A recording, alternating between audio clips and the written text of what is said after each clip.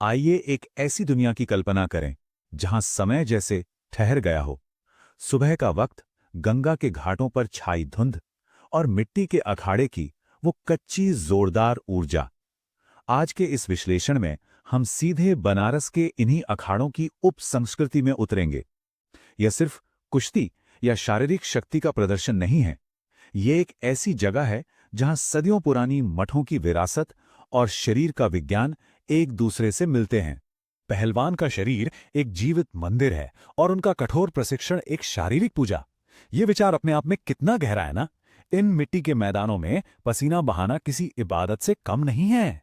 इसलिए बिना किसी लंबी भूमिका के आइए सीधे इस अखाड़े के कच्चे, लयबद्ध और आध्यात्मिक जीवन में चलते हैं, जहां हर एक सांस और हर दाव का एक गहरा मतलब होता है।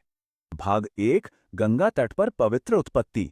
चलिए सबसे पहले बात करते हैं इनकी शुरुआत की। आखिर गंगा तट पर इन अखाड़ों की उत्पत्ति कैसे हुई? दरअसल इन अखाड़ों की जड़ें मध्यकालीन भारत के सैन्य मठों से जुड़ी हैं। 8वीं शताब्दी में आदि शंकराचार्य और बाद में रामानंद जैसे वैष्णव संतों ने धर्म की रक्षा के लिए इन योद्धा भिक्षु संप्रदायों का गठन किया था। यानी ये सिर्फ कसरत करने की जगह नहीं, बल्कि तपस्वी योद्धाओं के मुख्यालय हुआ करते थे। इन अखाड़ों का वर्गीकरण बड़ा ही दिलचस्प है। एक तरफ शैव अखाड़े हैं, जैसे जूना अखाड़ा, जो भगवान दत्तात्रेय को मानते हैं।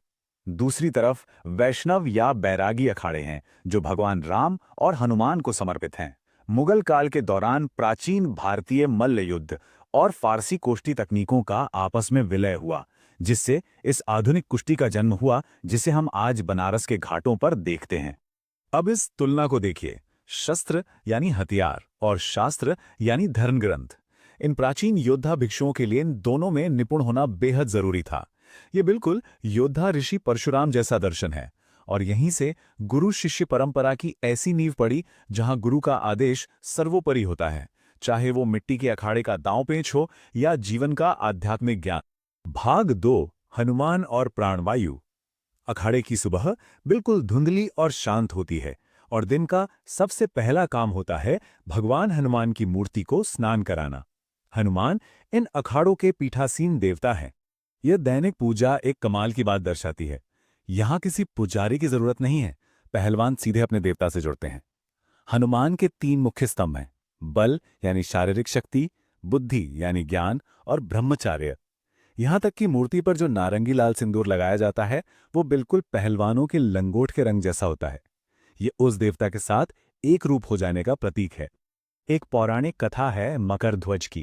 कहा जाता है कि लंका दहन के बाद हनुमान के पसीने की एक बूंद समुद्र में गिरी, जिससे एक मगरमच्छ ने निगल लिया और वहीं से मकर ध्वज का जन्म हुआ। बाद में पाताल लोक में इन दोनों के बीच एक दिव्य कुश्ती हुई थी। पहलवानों के लिए ये कथा बहुत मायने रखती है। उनका मानना है कि अखाड़े में बहने वाला उनका पसीना सीधे हनुमान की ऊर्जा का स्रोत है। और जब शक्ति की बात आती है तो प्राण को कैसे भूल सकते हैं? प्राण यानी जीवन शक्ति और सांस, जो पवन देव से जुड़ी है। क्या यह सोचना दिलचस्प नहीं है कि जब इंद्र के प्रहार से हनुमान का जबड़ा टूट गया था, तब पवन देव ने हवा रोक दी थी। उसके बाद ही हनुमान को बीमारियों से मुक्ति और हथियारों से सुरक्षा का वरदान मिला।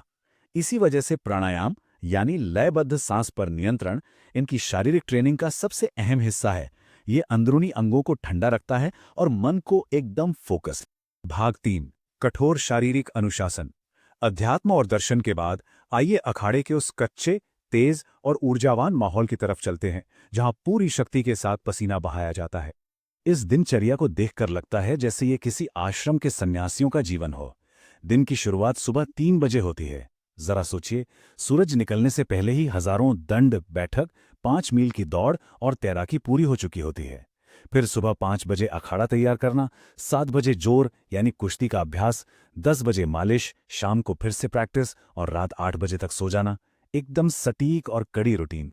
इन सभी ड्रिल्स में जो उपकरण इस्तेमाल होते हैं, उनकी बात ही अलग है। यहाँ आधुनिक जिम की मशीनों का कोई काम नहीं। कंधे की मजबूती के लिए गदा, घुमाव के लिए लकड़ी की जोड़ी, पत्थर का नाल और गर्दन के लिए गरनाल।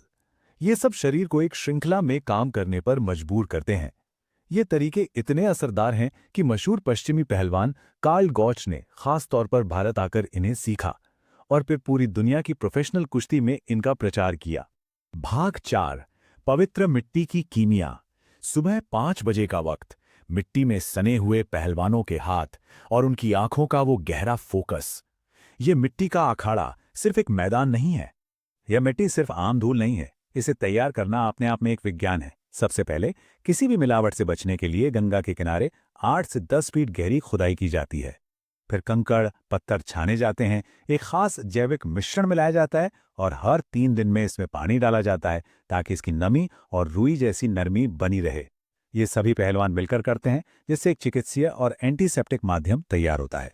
अब जरा इस पवित्र मिट्टी के नुस्खे को देखिए। हल्दी, जो घाव भरती है और एंटीसेप्टिक का काम करती है। सरसों का तेल, जो त्वचा को पोषण देता है। ठंडक के लिए दही या दूध, और दांत खाज से बचने के लिए नीम की पत्तियां।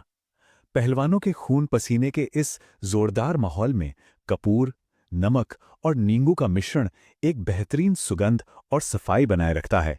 भाग 5, शरीर और मन का दर्शन। दिन चढ़ते चढ़ते शारीरिक मेहनत का दौर खत्म होने लगता है। अब शुरू होता है शरीर को शांत करने और दार्शनिक रूप से संतुलन बनाने का वक्त। यहाँ का एक सबसे अहम नियम है दिमाग ठंडा और बदन गर्म। सांख्य दर्शन पर आधारित ये नियम कुश्ती की आक्रामक यानी राजसिक गर्मी को संतुलित करता है। आक्रामकता कहीं नैतिक पतन या गुस्से में ना बदल जाए, इसीलिए मन को एकदम शांत और सात्विक रखना पड़ता है। इसी संतुलन में कुश्ती का असली सार छिपा है। इस गर्मी और ठंडक को आहार से भी कंट्रोल किया जाता है। मसालेदार खाना यहाँ बिल्कुल मना है। दूध और अंकुरित चने ठंडक देते हैं, जबकि घी और मांस शरीर को ऊर्जा। जानकारी के लिए बता दें कि प्रोटीन की मात्रा यहाँ हैरान कर देने वाली होती है। ऐतिहासिक पहलवान दारा सिंह रोज 1 पाउंड मांस खाते थे।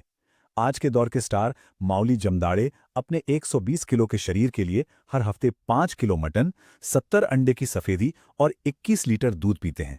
लेकिन ये सब आयुर्वेद के सटीक नियम से संतुलित होता है। और भारी कसरत के बाद शरीर की रिकवरी के लिए बनाया जाता है बादाम रगड़ा। भीगे हुए बादाम, खसखस, खरबूजे के बीज, सौंफ, गुलाब की पंखुड़ियां, काली मिर्च, हरी इलायची और मिश्री। इससे एक भारी पत्थर के मोटार में हाथों से पीसा जाता है, जो खुद में ग्रिप मजबूत करने की एक कसरत है। ठंडे दूध में बना ये पेय मांसपेशियों की मरम्मत करता है और दिमाग को पोषण देता है। शाम ढलते ही वक्त होता है शांति का। पवित्र पीपल या बरगद के पेड़ों के नीचे वरिष्ठ पहलवान नीम की पत्तियों के साथ थोड़ी सी भांग तैयार करते हैं। लेकिन ध्यान दीजिए, इसका मकसद नशा नहीं है। इसका उद्देश्य है मौज की अवस्था तक पहुंचना। मौज यानी एक ऐसी बेफिक्र और चिंता मुक्त मानसिक स्थिति जो दिन भर के दर्द और मांसपेशियों की ऐंठन को बुलाकर दिमाग को बिल्कुल रिलैक्स कर देती है। जैसे जैसे वाराणसी के इन प्राचीन घाटों पर सूरज ढलता है, यह संस्कृति हमारे सामने एक बड़ा सवाल खड़ा करती है। आज की आधुनिक दुनिया में जहां फिटनेस का मतलब सिर्फ बाहरी दिखावा रह गया है, क्या हम इस गर्म शरीर और ठंडे दिमाग के दर्शन से कुछ सीख नहीं सकते? एक ताकतवर शरीर के साथ साथ एक अनुशासित और शांत मन का संतुलन, शायद यही वो चीज है जिसकी तलाश हम सभी को है। इस विचार पर जरूर